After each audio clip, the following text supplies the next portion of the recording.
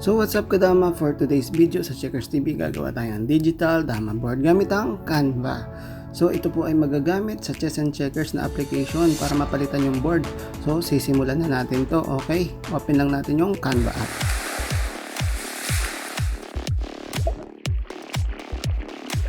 Checkers TV.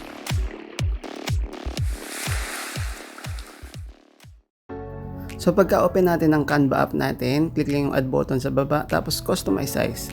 Set natin 3125 kasi yun yung max size niya. Tsaka para makuha natin siya square. Okay? By the way guys, itong video na to ay intended para at least mag-guide kayo kung paano makagawa ng sarili nyo or personalize nyong dama board digitally. Pwede nyo naman tong i-print kung sakaling maiisipan nyo siyang i-print. At kung ikaw, di ka naman masyadong mahilig mag-personalize ng dama board mo bilang dama player ka, meron ako sa iyong ibibigay sa last part ng video na to, kaya abangan mo, okay?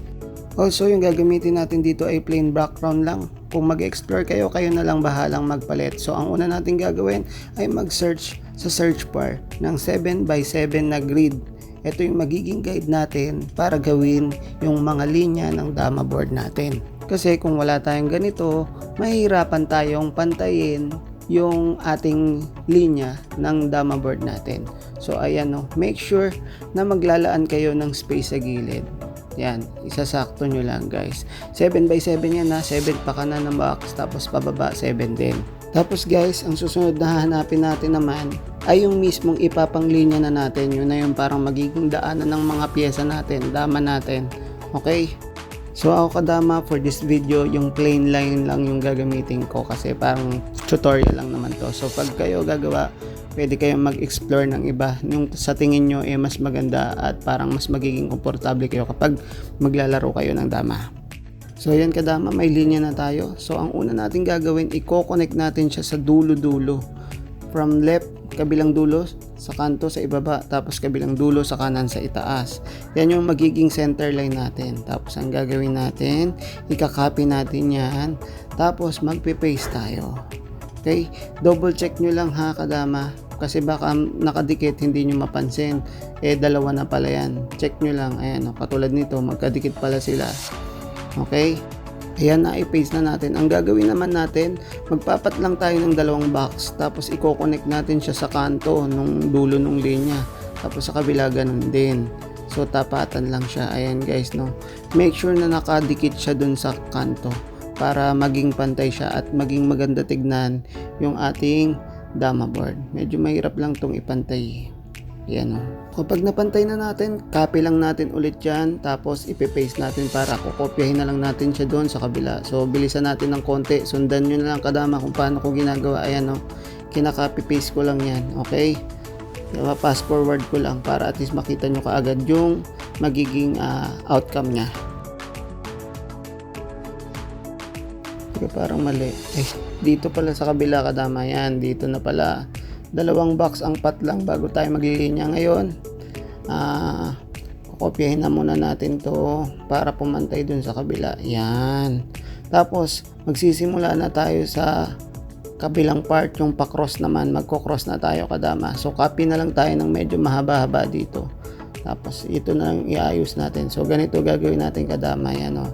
Pantay, i-connect mo lang din siya sa dulo ng linya. Yan, sundan nyo lang kadama. Yan, ganito. Susundan nyo lang kadama, ganyan lang yung gagawin natin. Tapos medyo fast forward natin para at least makita nyo na rin ng mas mabilis yung outcome.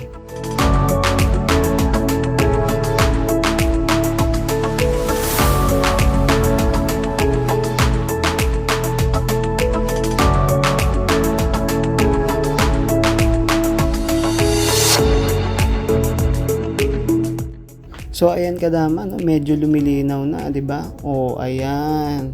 Tapos ang last nating gagawin, yung grid na una nating inilagay bilang maging guide, tatanggalin naman natin yan ngayon para makita nyo na yung dama board natin. Oh, ayan kadama. So ayan kadama, plain and simple for this tutorial. So ikaw nang bahala maglagay ng design na gusto mo. Pwede kang mag-add ng text dyan. Pwede mong palitan ng background na gusto mo para mas personalized. Pwede mo lagyan ng pangalan mo yan. Discarte mo na, okay? Ganun lang siya kadali. Ngayon, ang gagawin naman natin, isi-save na natin siya. So ganun lang. Save natin. Mamaya papakita ko rin sa inyo kung paano naman ipapalitan yung paggamit sa kanya sa chess and checkers. Gagamitin na natin siya sa chess and checkers para makita yung napapalitan yung board doon. Ayan, dahil nakasave na siya, punta naman tayo dun sa dama application natin, yung chess and checkers. Nasa na ba yun? Search ko na lang. Yan, chess and checkers. Yung chess and checkers kasi kadama napapalitan siya ng dama board digitally. So, punta ka lang sa settings nung chess and checkers mo, piliin mo yung board, tapos ayan na, nakikita nyo, napapalitan siya. I-click nyo muna tong add button. Pag add button, pipiliin nyo na ngayon yung ginawa nyo dun sa Canva. Ayan i-timing nyo lang, isakto nyo lang kadama ha. Kasi 'di ba naka yan, ayan, kung makikita nyo, yung mga pamato nakasakto na dun sa mga cross niya. So isi-save nyo lang pag nakita nyo sakto na siya. Na-adjust naman yan. So pag na-save na, babalik tayo doon sa parang pinakauna natin para i-check. So hindi pa napapalitan, punta ka ulit sa setting, punta ka sa board, punta ka doon sa board. Tapos sa dulo, hanapin mo yung sinave mo, nandoon yan sa dulo. Ayan kadama, dalawa na nga yung nag-save So ayan nagamit na natin kadama. So ganun lang siya kasimple, nagagamit na natin personalized na board natin. So ayan kadama, kung nagustuhan mo yung video tutorial natin para sa paggawa ng digital dama board, huwag mong kakalimutang mag-like at mag-share. Syempre also subscribe na rin, diba? Support ka sa channel natin. Now meron akong pangako doon sa mga hindi mahilig gumawa ng personalized dama board nila. Ito yung para sa inyo naman. Pakita ko lang sa inyo kadama kung saan ko na-access ito, Google Workspace. Actually Google Drive yan, yung triangle na yan. Yan, dyan yung makikita, dyan yung siya mag-view.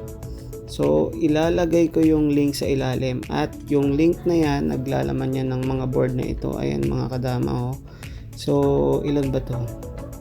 Check nga natin kung ilan to. So, select all. Ayan, 22 items. Libre na lang yan sa inyo mga kadama. I-click nyo lang yung link, tapos downloadable yan. Ma-access nyo via Google Drive. Ayan, pili na lang kayo ng kung anong gusto nyo gamitin dyan. May mga plain, may mga ganitong design. Basta lahat-lahat dyan, 22 piraso na board. So, yun lang, i-access nyo na lang. So, sana ma-enjoy nyo gamitin. So, yun lang kadama. Ganun ulit, like and subscribe. Share syempre. Salamat sa suporta. Okay, thank you for watching. See you sa next video.